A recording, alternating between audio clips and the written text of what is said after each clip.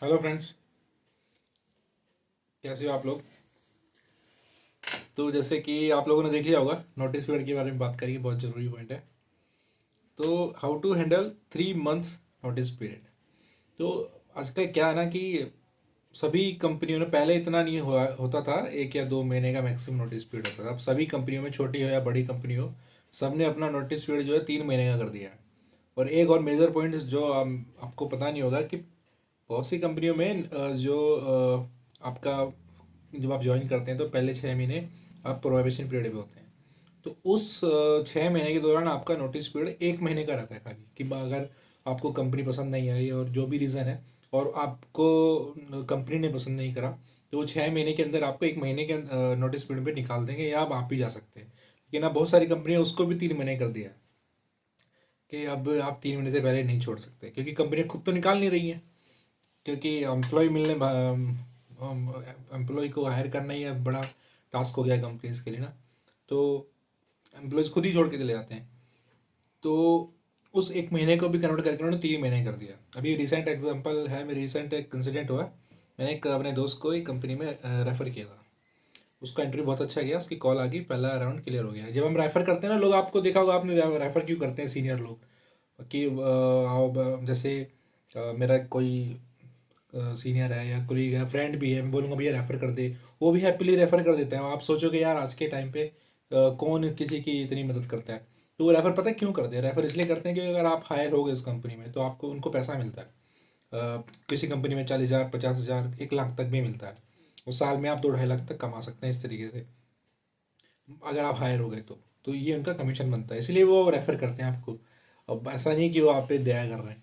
ज़्यादातर कंपनी में यही होता है, उनका कमीशन मिलता है। तो मैंने भी करा था अपने एक दोस्त को, किसी अपनी कंपनी में ही करा था, किसी और कंपनी में करा था, वहाँ मेरे को पैसे नहीं मिलने वाले थे। लेकिन मेरे जो दोस्त था, उसको मेरी कंपनी में वहाँ जान पहचान थी। करंट कंपनी नहीं है मेरी वो। तो मैंने यहाँ पे रेफ, तो उसका क्या हुआ कि पहला राउंड क्लियर हो गया, उसको कॉल आ गई, भैया कि आपका पहला राउंड जो है क्लियर हो चुका है। तो अब बाद में पता चला, जब एचआर से बात करी, वो काफ़ी वेट करते हुए उसको सेकंड राउंड के लिए कॉल ही नहीं आई। तो बाद में हमने पता करा तो क्या सीन था, उन्होंने बोला कि आपका मतलब उसने डायरेक्ट बात नहीं करी। हम लोगों ने, जो मेरा उस कंपनी में जिसके साथ मेरा कनेक्शन था, उससे पूछा मैंने, तो उसने बोला कि उसका नोटिस पीरियड 3 महीने का है, इसलिए हम उसको कंसिडर नहीं कर रहे। तो उसके जो दूसरे जो प्रोफाइल, मतलब उसी प्रोफाइल में दूसरे लोगों ने अप्लाई करा, उनको हम कंसिडर कर रहे हैं जिनका नोटिस पीरियड कम है। तो एक बात मैं आपको बता दूं कि अगर आपका नोटिस पीरियड कम है ना, और आपका इंटरव्यू इतना अच्छा भी नहीं गया, तो आपको ज़्यादा पैकेज भी मिलेगा, और आपके हायरिंग के चांसेस भी ज़्यादा बढ़ जाते हैं। और अगर आप 3 महीने पे नोटिस पीरियड पे जा रहे हैं, तो आपको पैकेज भी हो सकता है कम मिले, और आपको प्रेफरेंस भी नहीं मिलती है ना, कि आपको दूसरे, अगर सभी 3 महीने के कैंडिडेट आ रहे हैं तो वो उनमें से किसी एक को हायर कर लेंगे तो बात अलग है। लेकिन अगर किसी का 1 महीने का, 2 महीने का है, और तो आप 3 महीने वाले हो, तो आपको प्रेफरेंस नहीं मिलेगी।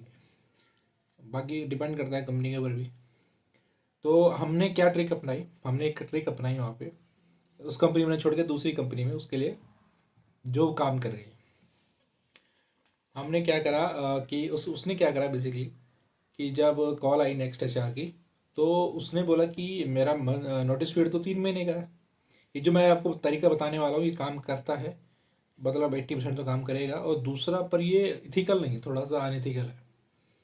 ट्रिक है, मतलब एक तरह की ना, झूठ सच बोल के आपको अपना काम बनाना पड़ता है। क्योंकि भैया जो आपको हायर कर रहे हैं ना, वो भले ही आपसे 3 महीने का नोटिस आपको एक्सेप्ट नहीं कर रहे कि भैया 1 महीने का होना चाहिए, लेकिन उनकी खुद की कंपनी में 3 महीने का होगा। अपने एम्प्लॉय को जाने नहीं देना चाहते और 3 महीने से पहले, और दूसरों को वो सोचते हैं कि हमारे यहाँ बस कल ही आ जाए। तो आपको कॉर्पोरेट सेक्टर में थोड़ा बहुत करना पड़ता है, क्योंकि एचआर भी बहुत झूठ बोलते हैं।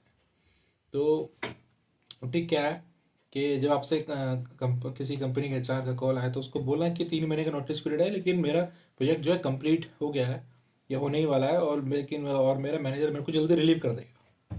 तो मैं, वो बोलेगा कितने दिन में रिलीव कर देगा, तो उसको बोल रहा हूँ ये 1 डेढ़ महीने या 2 महीने में रिलीव कर देगा, मेरे को कोई दिक्कत नहीं है, मैं ज्वाइन जल्दी कर सकता हूँ। तो आपको श्योरिटी दे देनी है उसको कि हाँ, मैं कर सकता हूँ ज्वाइन। तो वो आपका रिज्यूम आके फॉरवर्ड कर देगा, कंसीडर कर लेगा आपकी प्रोफाइल। और जब आप मान लो आपका वहाँ पे हो गया, ठीक है, सिलेक्शन हो गया वहाँ पे, जब आपका धीरे धीरे ज्वाइनिंग टाइम आ रहा हो, क्योंकि अब आपके पास एक ऑफ़र आ चुका है। अब देखो दो चीज़ है, अब आपके पास एक ऑफ़र आ चुका है, आप उस ऑफ़र को यूज़ करके आप दूसरे ऑफ़र ले सकते हैं। अब एक आपके पास ऑफ़र आ गया, बढ़िया ना, तो आपकी जॉब सिक्योरिटी हो गई है। अब उसका यूज़ करके आप दूसरी कंपनियों के इंटरव्यू दें और वहाँ पे फ़ायदा उठाएं। कि और अगर आपने ये सोचा हुआ है कि नहीं है मेरे को इसी कंपनी में जाना था, मेरे को दूसरी कंपनी में जाना ही नहीं है, ऐसा बहुत कम ही होता है लेकिन बहुत होता है, तो आप क्या कर सकते हैं कि जब आप जितने दिन का आपने उनको बोला था कि हाँ मैं 2 महीने में ज्वाइन कर लूँगा मैं, तो जब आप 2 महीने पूरे होने वाले हों, 15 दिन हो, 10 दिन बचे हों या 5 दिन बचे हों, तो आप उनको एक मेल ड्रॉप करिए कि क्या ऐसी ऐसी सिचुएशन है और मैं ऐसा ऐसा हो गया मेरे साथ, थोड़ा क्रिटिकल पॉइंट आ गया, तो मैं एकदम से भी थोड़ी ज्वाइन नहीं कर पाऊँगा, मेरे को 10 15 दिन और चाहिए। तो अब वो बोलेगा कि तुमने तो भैया ऐसे से 2 महीने का टाइम दिया था, 10 15 दिन और क्यों बढ़ा रहे हो।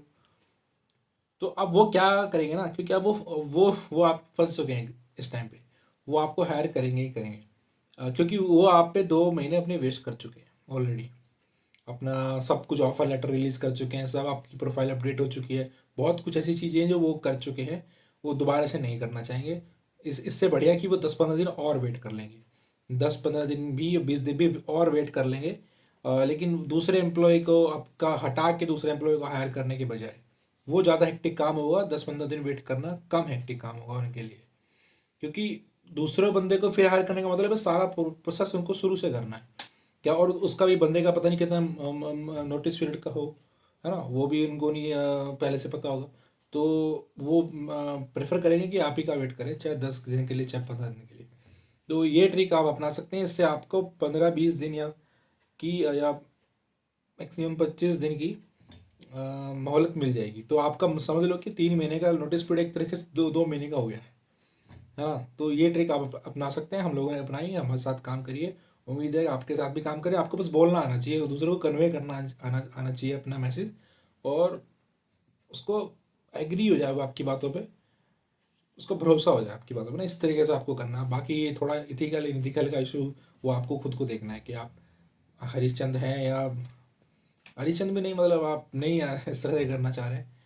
तो और बाकी दूसरा मैंने बता ही दिया आपको ये कि आपके पास अगर एक ऑफ़र आ गया है ना, तो आप दूसरी जगह पे ऑफ़र ट्राई करिए, और स्टार्टिंग में ही 10 15 दिन में अगर आपकी कोई दूसरी जॉब मिल जाती है, तो सबसे पहले उस पहले वाली कंपनी को आप जाके बोल दीजिए, मेल कर दीजिए कि मैं जॉब ज्वाइन नहीं कर पाऊँगा, ताकि उनका भी टाइम वेस्ट ना हो और दूसरा हो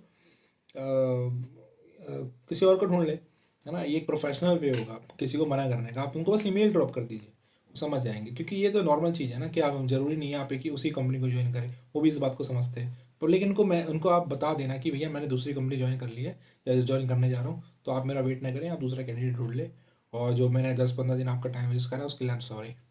तो अगर आपको थोड़ा सा भी इन्फॉर्मेशन सही लगी हो तो प्लीज़ चैनल को सब्सक्राइब कर दीजिए, वीडियो को लाइक कर दीजिए। Thank you so much, bye.